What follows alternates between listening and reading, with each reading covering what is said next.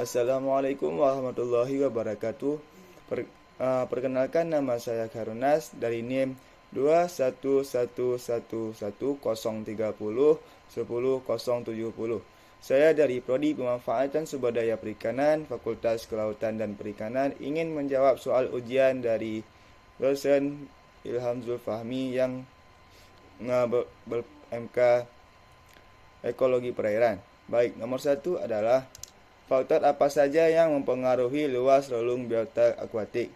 Jawabannya, faktor yang mempengaruhi nilai luas relung makanan adalah jenis kelamin dan ukuran ikan.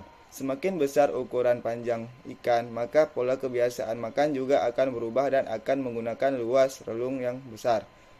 Luas relung mempengaruhi oleh jumlah spesies yang proporsi sumber daya makanan yang dapat dimanfaatkan oleh suatu spesies ikan yang memiliki luas relung makanan kecil dan sempit, menggambarkan bahwa ikan tersebut melakukan seleksi terhadap sumber daya yang tersedia di perairan, sedangkan ikan yang memakan beragam sumber daya diduga luas relungnya meningkat walaupun sumber daya yang tersedia menurun. Luas relung akan tinggi jika suatu organisme jenis makanan yang beragam dan masing-masing jenis dimakan dalam jumlah yang sama. Sebaliknya, luas relung yang akan rendah jika suatu organisme hanya memanfaatkan suatu jenis makanan. Nomor 2. Apakah ikan karnivora cenderung memiliki relung yang lebih luas? Ya, jelaskan tingkat trofik yang luas relung jenis ikan dievaluasi berdasarkan makanan atau ruang yang dimanfaatkan oleh ikan. Jadi, ikan karnivora seperti ikan bandeng memiliki relung yang luas dikarenakan jarak tempuh atau ruang di perairan lebih luas dibandingkan dengan herbivora.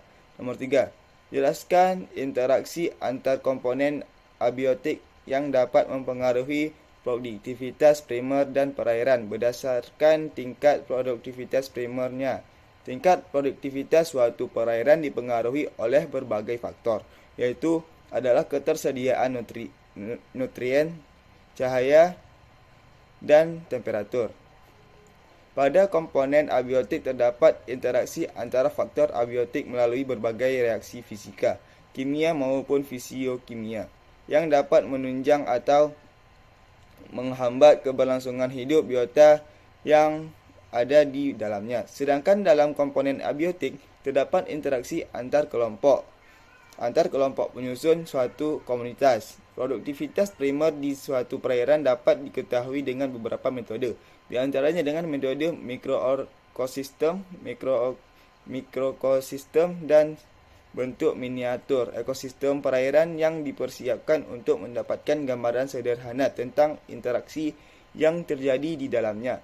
Melalui metode mikrokosistem tersebut akan didapatkan gambaran sederhana mengenai proses dekomposisi, mineralisasi, fotosintesis, serta perkembangan dan suksesi dari komunitas fitoplankton. Oleh karena itu, kegiatan berupa penumbuhan fitoplankton alam dari media dan diberi tambahan berbagai bentuk sumber unsur hara yang termasuk ke dalam metode mikroekosistem perlu dilakukan.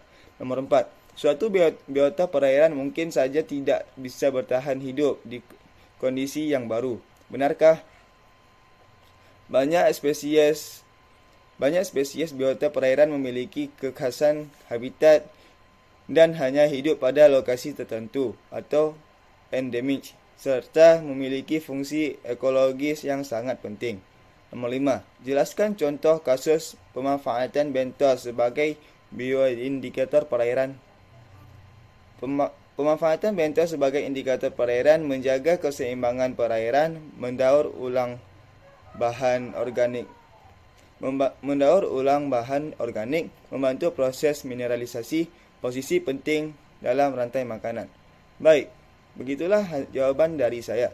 Lebih dan kurang saya mohon maaf. Semoga dapat hasil yang memuaskan. Wabillahi taufiq wal hidayah. Assalamualaikum warahmatullahi wabarakatuh.